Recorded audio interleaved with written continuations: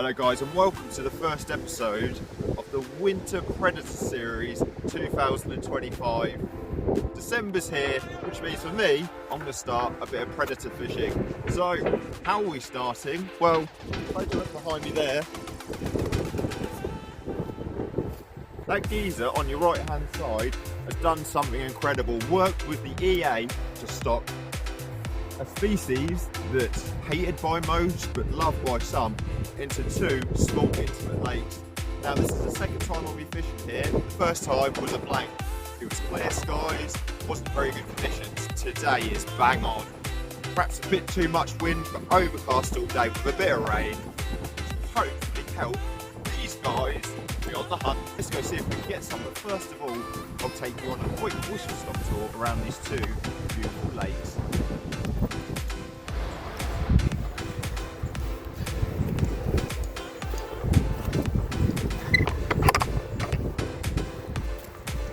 Right, here we go then guys. This is Cat Lake 1, so predominantly Houchins is a catfish lake, but obviously, like I say, that geezer Tony has made an incredible addition. Look at them for eels, look. Woo.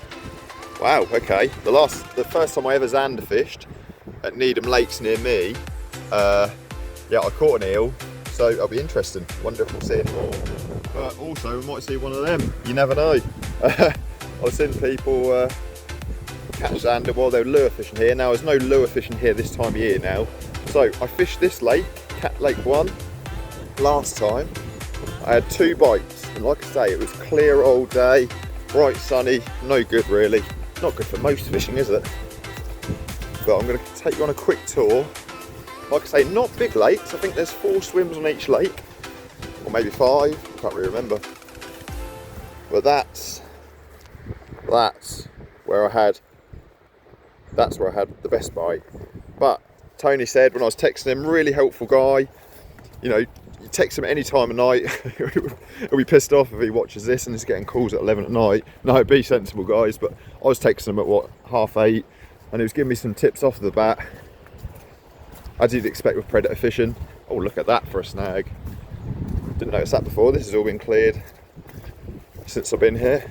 Cormorant, watch out mate, we're getting new legislation in, I'd be careful. Anyway, he said look for showing fish. Like I say, not huge lakes at all. And the videos I've seen, the very few videos I've seen people on here, I think a couple of geezers, sorry I can't remember who you are creator wise, otherwise I'll shout you out.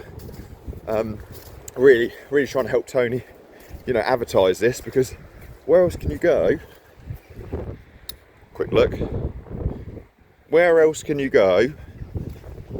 Well, I don't know any place near me where you can go and fish dedicated, or water dedicated with Zander, or more so catfish, let's be honest, but with the addition of Zander in. And someone had, I can't remember your name, like I say, someone had one out of this swim. I think he had a couple, possibly out of this swim. I can't quite remember, my memory's not any good. But I've even chat GPT'd, because Zander, something I've never caught before, not really targeted like I will be today. I feel a bit more hopeful today than I did that last session last year. But I've chat GPT'd it as well. Good old chat GPT. And they actually say, you know, fish the bank with the wind coming along. We're not expected to get much more rain. And as long as the wind don't get too ridiculous, I'll be alright, because I'm not going to fish the tip. I'm going to fish very slack on the alarms with running ledges. Take the middle bit out of the inlines. Obviously make sure it's safe and not rubbing and not rough. But I sat there last night making these rigs with a 2-foot sort of trace, and I don't know, for me, I think with Zander, if you're experienced, you know they don't like resistance. If you're not, if you never looked into it, they don't like any resistance. And that was rattle with a couple of bites I did have last time, and then they were off. I didn't know when to strike, what to do. I felt a bit, I fished for many years, but I felt very amateur that day. I think what would be a good position is probably along here then. I was hoping to see some small fish, but the great thing is we're travelling light today. I think a couple along this bank and then keep moving every 20 minutes. And that's not something I did last time. I've watched Zander anglers and they said just keep moving the baits around 10, 15, 20 minutes in each spot, then recast. So we'll work for it today and hopefully get a species that I've always wanted to catch off the bat. Yeah, I think, you know, going here and then I can flip from lake to lake with both the winds pushing in. So I'm going to stop rambling. There's a quick overview. So cat 1, cat 2. For all my carp subscribers, there's some half decent carp in here, I think. I don't think, to my knowledge, there's any real huge ones, but please, if I'm wrong, do correct me if you fish here. But catfish over £100, and like, look at the size of the lakes. Like, I don't know, I think you're in with a good shot if you like your catfishing to have a really good session. There's a real good chance today. It's been quite mild over the last 4 or 5 days, which could put the cats on the feed, so this could be interesting. So we'll get the stuff and then we'll run you through the baits, tactics, and what we're going to do.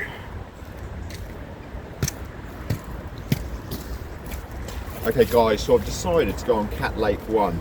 A few reasons is I think there's a stamp of bigger fish in here, and although I just want to get a Zander off the bat because I've never caught one, you know, if you've got a chance of a better fish, great. And I did see more activity in here the last time. Now it was over a year ago, so you know, not to say that it's still the same now. So let's talk you through stuff. So I've got my little bit dirty Corum barbel rod, 2 pound test curve. Again, not going to be focusing on the tip, going to get the rods under the water, fish slack lines on bite alarms with my bob on the floor, because although it's windy, I'm going to see if I can make that happen. And then what you want to do, what I've researched, is with most fish when you're fishing alarms, is point the rod directly at the lead. So less resistance, they're not going to feel that tip, just literally going to pull through the rod. And then talking about pulling through, so let's have a look at the business end. Simply took the insert out of the running lead. Look at that, they're not going to feel any resistance on that. Then literally put a size 8 swivel with a rubber bead on it, made just literally for the trace. This is 10 pound fluorocarbon, and I've literally made a loop, and then around about an 18-inch 2-foot trace with a size 2 wide gape. So I don't know if that's too big, but the research I've done, at the end I'll put a snapshot of the rules, but single hook only rule here, probably because of the catfish. The likelihood you might even catch one. Like I say, 10 pound, got my usual 15 pound line on there, so certainly heavy enough. I didn't want to use the carp rods because although it's recommended, I want a bit of fun, I want a bit of action. So I think a 2 pound test curve is absolutely fine. So what we're going to do with this is obviously, well, I'm going to fish half roach, just because I've literally only got 8 roach. Forgot my maggots, because you can, at time of recording this, catch your own live bait and fish that if you want to, but I forgot. So I'm going to start off with half roach, just see how we get on. I'm going to show you where I'm going to position the baits first of all, and talk you through my method today. So plan of action. So what I've researched is if you've got a warm wind, bait fish will probably, when I say bait fish, silverfish will probably follow that. So what I'm going to start off with is I'm going to place one about here, and then one more mid-water here, and then every 10 minutes I'm just going to keep shuffling around like this until we start getting bites. Zander are pack hunters generally, so if you start getting bites over this end, so if we start getting bites here on this rod, but this rod's not getting anything, I'm going to get that over there as well. Obviously, as we catch fish, fingers crossed, they might push around, so it might be just working out where the shoal moves. So that's the general rule. Let's give this lake a go. I'm going to have my receiver on so I can keep an eye on that lake, and obviously if we see any fish disturbance, we can literally just hop over on that swim down there. Lovely. Let's get baited up and get the rods in the water.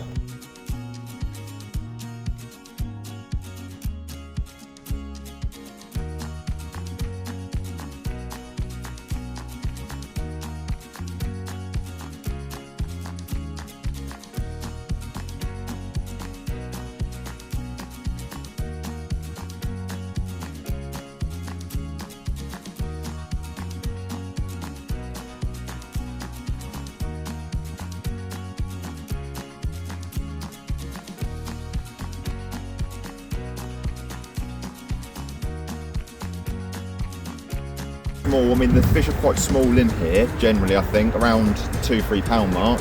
Obviously need to grow on. You probably want some sort of stopper there, but I'm going to see how I get on for the moment. So let's get the first one out.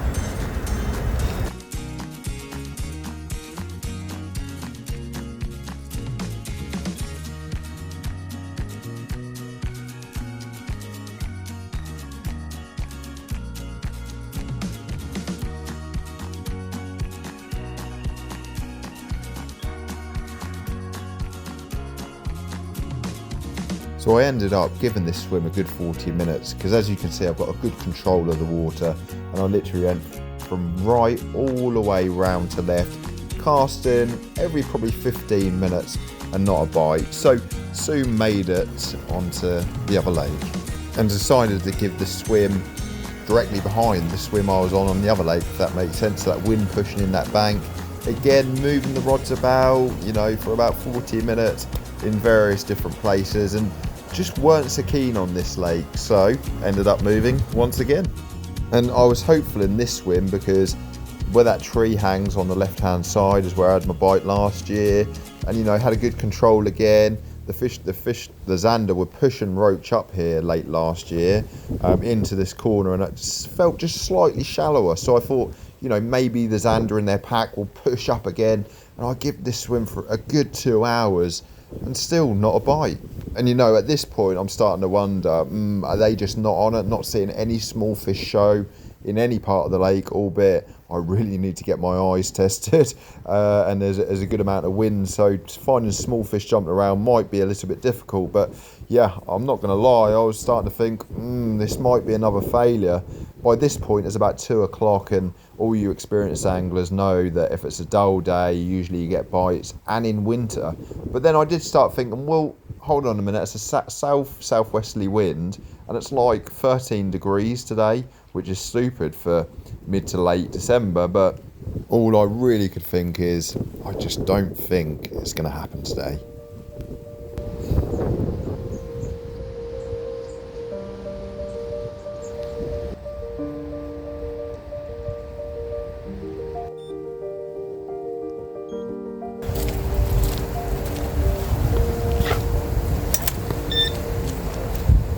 Okay guys, so I think this is about the 5th swim I've tried, but if you know your Zander fishing, I don't know if it still applies to still waters, I guess it does, then to keep mobile, to keep moving, and to keep your eye on the water. And one thing to look out for that both the bailiff has told me and a few other people that I've watched online is look out for small fish, and I haven't noticed one fish out there. For anyone that knows me really well, they know my eyes aren't the best, so yeah, that could be what it is. But I just went over to this lake and I started to see 2 or 3 small fish in quite quick succession, fairly close, dotted along here. Now I'm crossing everything, and again another fish jumped. Hopefully it's because Zander are underneath them, chasing them, because I've had beeps, as you've just heard, all day, but I think half of that is the wind. I'm fishing the alarms on ultra sensitive, the bobbin's swinging around, but no one else is here, so I'm not pissing anyone off. I wouldn't generally fish like this if people were here. I'd put them back down to the floor. But yeah, this is the most hopeful I've felt all day, because I'm really shocked with the conditions that we hadn't even had a half decent, you know, just a bit of a rattle on the bobbin. Yeah, it's a bit disappointing really, but it is what it is. It's fishing, and yeah, like I say, this is most hopeful. Now Tony's a good guy. He just said, turn up when you want, leave when you want. I will go into a couple of hours into dark. Zander can be very nocturnal, can't they? Although the people that I've watched said in winter that they're generally more day bites. I don't know. You know, it is more first light, last light predator fishing, isn't it? You know, generally, but you know, I'll be confident to sit on this swim, I think, now into dark and just see, because it's the only small fish that I've seen. I will keep an eye on that lake though and just see whether any, because before they were like, you could tell stuff was chasing them. They were, you know, 3 or 4 at a time. Not quite on this, but at least there's a bit of movement in terms of the bait sort of fish, the roach and stuff. So yeah, fingers crossed. I always say I like fish at the end, so come on. I feel like I'm holding on to a thread, like, come on, it's gonna happen. But yeah, let's see. Fingers crossed.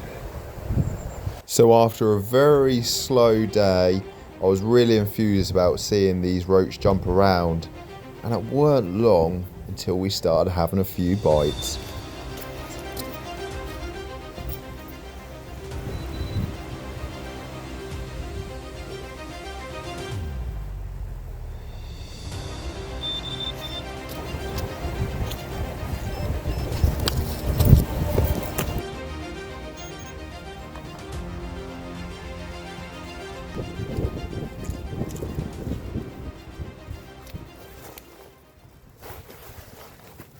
Well, talk about how's your luck.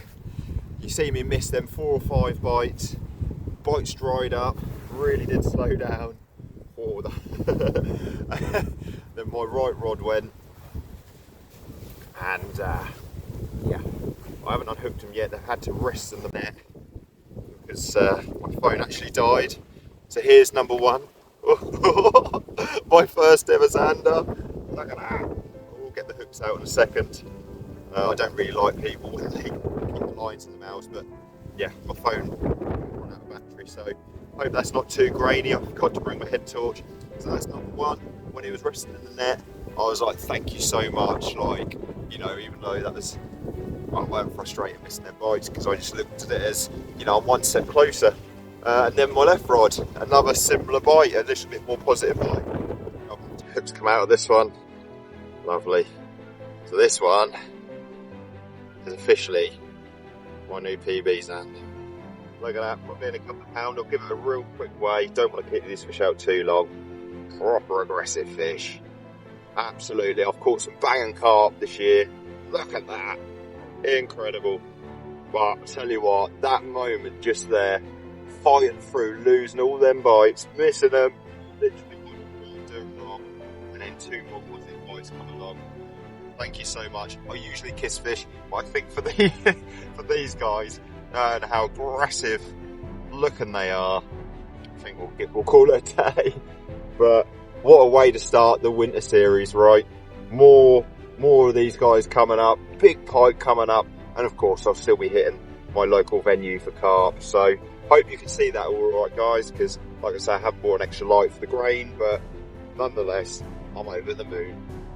Thank you so much.